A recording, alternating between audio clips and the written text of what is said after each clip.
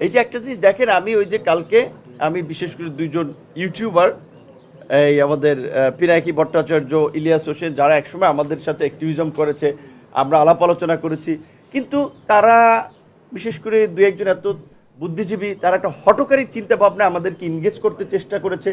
যখন পারে নাই, বিশেষ করে আমরা দেখেছেন যখন আলাদা হয়ে গিয়েছিলাম তারেক ভাই আমরা, তখন তারেক ভাইকে প্রমোট করেছে, ইতিবাচকভাবে বলেছে।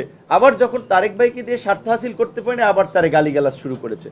আবার এই ইন্টারিম গভর্নমেন্টের সময় এনসিপিকে ব্যবহার করে তাদের ফায়দা হাসিল করার চেষ্টা করেছে। অনেকে প্রেস ক্লাবে কিছু লোকজন দাঁড় করিয়ে দিয়েছে যে তাদেরকে এই প্রধান উপদেষ্টা যেন বরণ করে নিয়ে এসে সেই ব্যবস্থা করতে। মাঝে মাঝে আমাদের একজন ছোট ভাই আছে সাংবাদিক, ও একদিন বলছে কি, ভাই একটা ছবি তুলছে, এই যে দেখেন এই ছবিটা আমি তুললাম, কি এটা নাকি পিনাকি একটা দায়িত্ব দিয়েছে যে মেট্রো রেলে বৈশা ওই একজনের তার ভিডিওটা দেখবে আর সে ওইটা ছবি তুলে তার কাছে পাঠাইবে, সে ওইটা পোস্ট দিবে যে মেট্রো রেলে তার দেখেন না মাঝে মাঝে ওই চায়ের দোকানে ভিডিও। এটা কিন্তু তার মানে এটা প্ল্যান, এটাতে সে বুঝাতে চায় যে সে একজন বিশাল বাংলাদেশের মানুষের কাছে প্রয়োজনীয় ব্যক্তি হয়ে দাঁড়িয়েছে, তার একটা প্রভাব আছে। এইটা ব্যবহার করে তারা বিভিন্ন গোয়েন্দা সংস্থা, এবং এই যে এখন তো নির্বাচনের পূর্বে জামাতের সাথে তারা যুক্ত হয়েছে, যে জামাতের সাথে, যে জামাতের পক্ষে তারা কাজ করতেছে।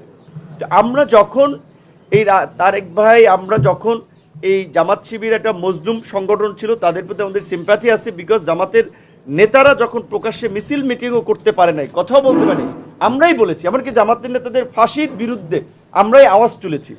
তো সেই জামাত শিবির তাদের সরকারের সাথে এই দ্বিচারিতা বা দ্বৈত ভূমিকার কারণে আমরা যখন একটু ক্রিটিসিজম করি, তাদের যে অনলাইন বাহিনী লিলাই দেয়, এবং এই যে ভাড়াটে ইউটিউবার পিনাকি, ইলিয়াসের মতো তাদের আমাদের পিছনে লিলিয়ে দেয়। তো এইটা নিয়ে কথা বলার কারণে আমার এই যেটা আমি দেখাতে চেয়েছিলাম গতকালকে, একটা দেখেন যে আমার পোস্টে ইংরেজিতে লেখা আছে, this post is getting 17,323% more views than your typical post. মানে গতানুগতিক ওই পোস্টের চেয়ে 17,323% ভিউজ। তার মধ্যে আপনার একটা জিনিস এখানে ডেটাতে দেখেন যে ফলোয়ার, এই আমার এই পোস্টে যারা রিয়াকশন দিয়েছে তার মধ্যে ফলোয়ার আছে 37%, নন ফলোয়ার হচ্ছে 63%।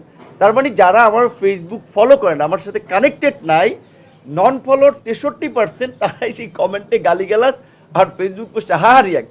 এমনকি আমি কালকে মাহমুদ ভাইকে ফোন দিয়েছিলাম আমার দেশের, যে আমার দেশের মতো একটা লিডিং পত্রিকা, একটা আমাদের সকলের আমি মনে করি যে জাতীয়তাবাদী, দেশের স্বাধীনতা, সার্বভৌমত্ব, ইসলামী মূল্যবোধের আলোকে স্পিডে তারা কাজ করে, সেখানে তারা এগিয়ে যাচ্ছে, সেখানে তারা একটা নিউজ করেছে একটা অ্যাক্টিভিস্টের মতো, যে কি ইলিয়াস পিনাকি নিয়ে পোস্ট দেওয়া ভিপি নূরের পোস্টে রিয়াক্টের বন্যা। তবে এদিকে একটা মেইন স্ট্রিম পত্রিকা আসলে এরকম ল্যাঙ্গুয়েজে নিউজ করতে পারে? আমি মাহমুদ ভাইকে বলেছি যে আমার দেশের সাথে এটা বোধহয় যায় না।